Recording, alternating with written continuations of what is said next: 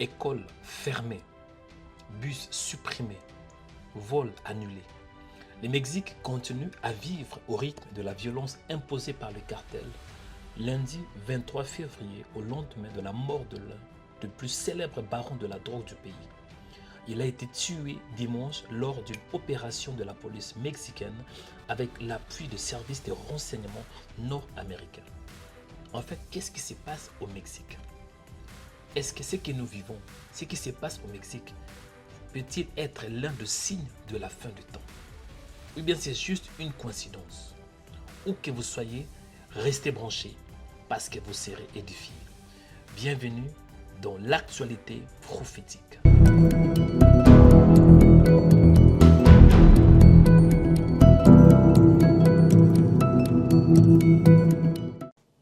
Bienvenue dans cette nouvelle vidéo.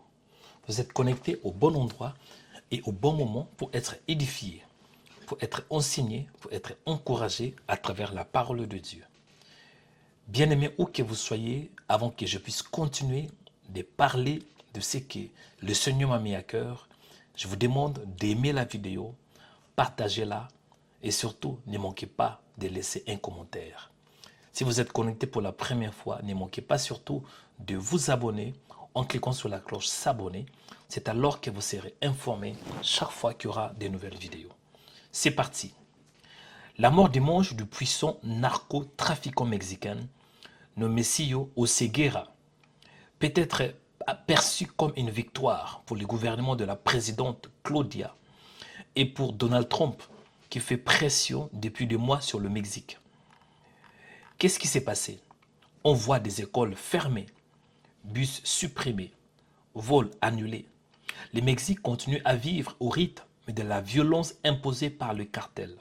Lundi 23 février, au lendemain de la mort de l'un des plus célèbres barons de la drogue du pays. La mort de Nemesio Rubin, alias El Mencho, a entraîné une flambée de violence avec d'impressionnantes images de panique à l'aéroport et puis des incendies criminels déclenchés par les narcotrafiquants dans au moins 13 États mexicains. Suivez ces images et je reviendrai après cela pour donner quelques commentaires. À tout à l'heure.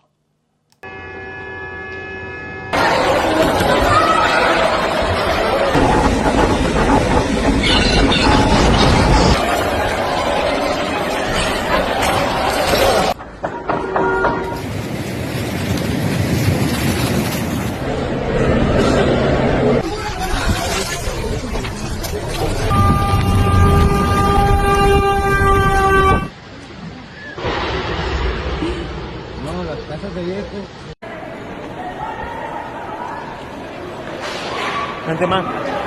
Corre, corre, corre, corre, corre.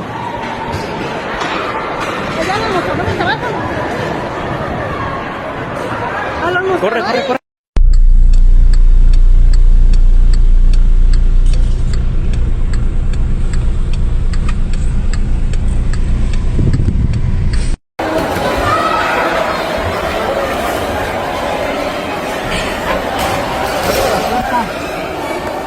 No mames. ¿Están bien?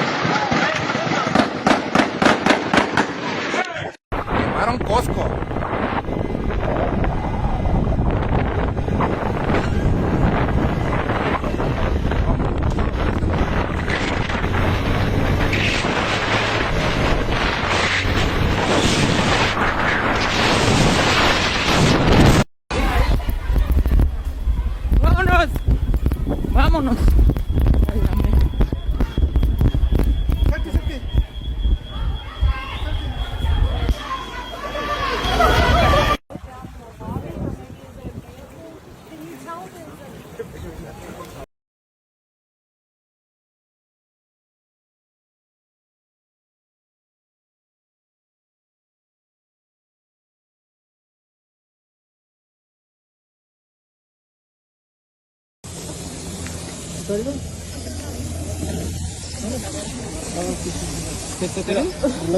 ya. Lo más que hágase un lado. Aquí está la fuga. Mira, estamos aquí, están. ¿Está herida, no? Mira, aquí sí, aquí sí. Aquí la tienes. Quítense su carrera, chaleco.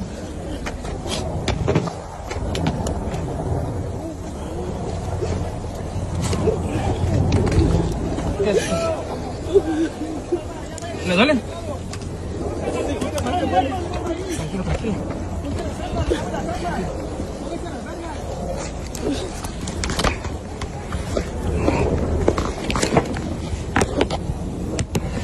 Dice la pierna. ¿No está sangrando? Tranquilo.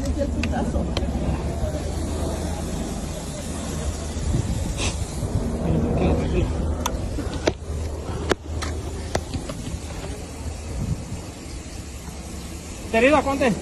¿Te herida? ¿Qué batallón son? Del 15. ¿Dónde te llevan?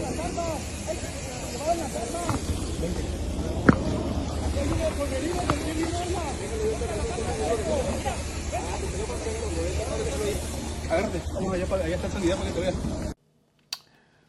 Oui, j'espère que vous avez vu ces images, vous avez vu la vidéo. Et je voudrais laisser quelques commentaires avant de clôturer cette vidéo. Je vais m'appuyer un peu de la parole de Dieu. Dans 2 Timothée chapitre 4 verset 2, où il est écrit « Prêche la parole, insiste en toute occasion, favorable ou non, reprend, censure, exhorte avec toute douceur et en instruisant. » Donc, c'est une occasion pour moi pour prêcher la parole de Dieu. C'est là qu'il est écrit que la parole doit être prêchée et insiste en toute occasion. Moi, je crois que cette histoire qui se passe au Mexique, c'est une occasion qui est favorable au fait de prêcher la parole de Dieu.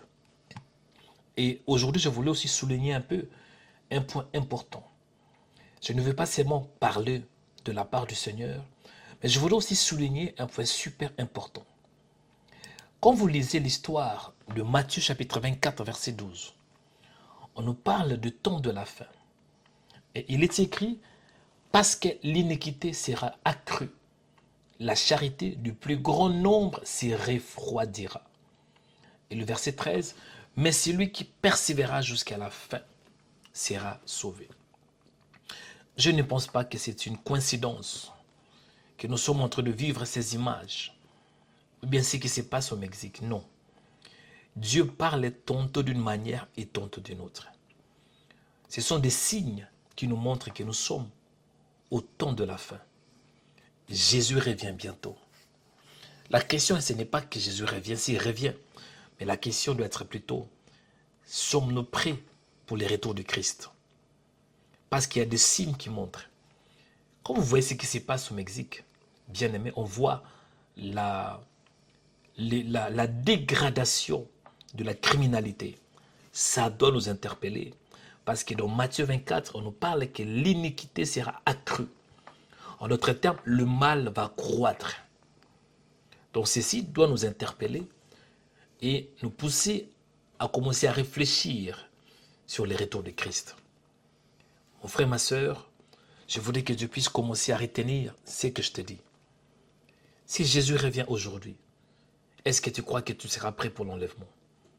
Si tu n'es pas prêt, il n'est jamais trop tard. Voici le moment opportun de te repentir, d'accepter Jésus-Christ comme ton Seigneur et ton Sauveur. Voici un peu ce que Dieu m'avait mis à cœur. C'est Joël Onekanda, votre frère dans le Seigneur. Ne manquez pas de vous abonner si vous ne l'êtes pas encore. Aimez, partagez et ne manquez pas de laisser un commentaire. Que Dieu vous bénisse. Shalom. Abonnez-vous en cliquant sur la cloche pour être abonné sur notre page YouTube Rema Web. Pour vous abonner sur notre page YouTube, vous devez chercher Rema Web. Après, cliquez sur le logo de Rema Web et cliquez sur s'abonner. Ensuite, cliquez sur la cloche et prenez toutes pour recevoir toutes nos informations et notifications. Rema Web, votre chaîne de prière qui est disponible 24h sur 24 sur YouTube. Cliquez sur la cloche pour vous abonner.